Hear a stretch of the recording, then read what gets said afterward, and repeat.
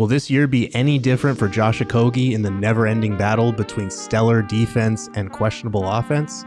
On day 8 of Suns season previews, it's worth diving into what makes Josh Okogie so elite on the defensive end and where he'll have to prove himself offensively. Make no mistake about it, Josh Okogie is still an elite defender. He's a master at wreaking havoc, surprising ball handlers with weak side double teams, and showing great timing and instincts with reading passing lanes. According to the B-Ball Index, last year Okogie ranked in the 95th percentile in on-ball perimeter defense, 93rd percentile in pickpocket rating, 82nd percentile in ball screen navigation, 97th percentile in off-ball chaser defense, 88th percentile in passing lane defense, 91st percentile in deflections per 75 possessions, and 90th percentile in steals per 75 possessions. The dude was just elite on that end. He's been elite in those categories for years now, but aside from tenacious point of attack defense, Okogie is also an elite shot blocker for a 6'4" guard. Even when it feels like he's beat, he's never truly out of a play, flying in for chase down recovery blocks. He uses his 7-foot wingspan and leaping ability well, meeting dunkers at the apex and turning back jump shooters on ISOs. This block on Jalen Green's jumper and dunk going the other way might be one of the most underrated plays in Suns history, but even the less flashy plays show how often he blocks jump shooters. Okogie ranked in the 85th percentile in block rate on contests for a reason. Role players always have to prove themselves under a new head coach, and despite Frank Vogel being a defensive-minded coach, Okogie's role waned as last season went on. Some of that was due to injury, but he'll have to prove himself under yet another new head coach. Fortunately, Mike Budenholzer values the defensive end, and Josh Okogie's elite point-of-attack defense will always keep him in the mix for spot minutes at the very least. Anytime that your skill set is something that your coach, usually wants, it gives you a little more confidence to go out there and do that every night.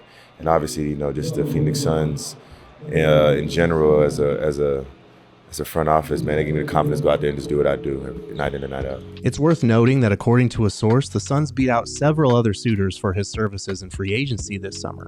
Yes, the structure of his contract does technically make him a little bit more tradable, but the Suns do value what he brings to the table and his room for growth since he's only still 26 years old. When the season ends, you kind of debrief and try to, clear your mind from the season and step away from it for a little bit. And, free agency opens up and you kind of just weigh your options. But for me, I love Phoenix, the community, the fans, the people, the organization, top to bottom, from Matt all the way down to, the security people that holds down the practice facility and the footprint center. So I love everything about this area. So I wanted to see if it was a way to make it work. And apparently, feeling some mutual on both sides. However, the question remains the same for Josh Okogie entering year 3 with the Suns and year 7 in the NBA. Can he just be passable enough on the offensive end for his team to take advantage of everything that he brings on the defensive side of the ball? The biggest part of that is obviously his three-point shot. Okogie is a career 29% three-point shooter, and he's never shot better than 33.5% from deep in a season, which was his first year in Phoenix.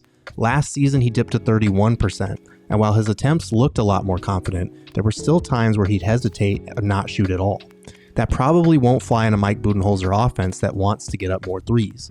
Okogie only shot 30% on both corner threes and catch and shoot threes, and this was despite ranking in the 96th percentile in three-point shot quality and the 99th percentile in openness rating on threes.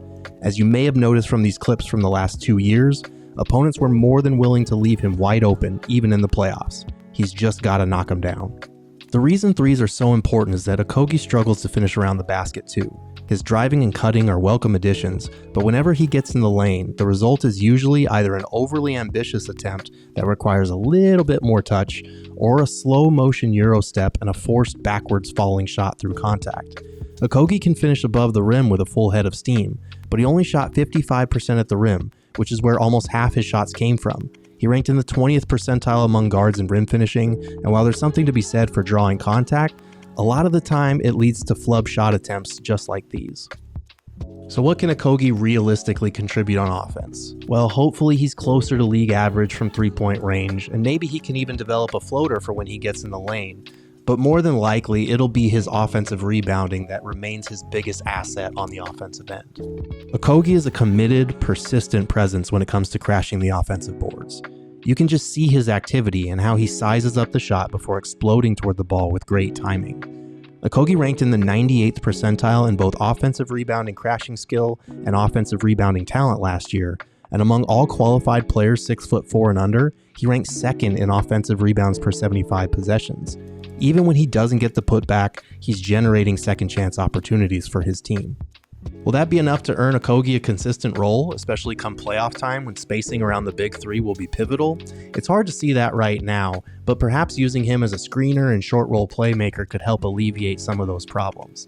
Okogie did look great in the Suns' first preseason game, chipping in a team-high 15 points, 5 rebounds, and 3 steals, all while shooting 2 of 3 from three-point range.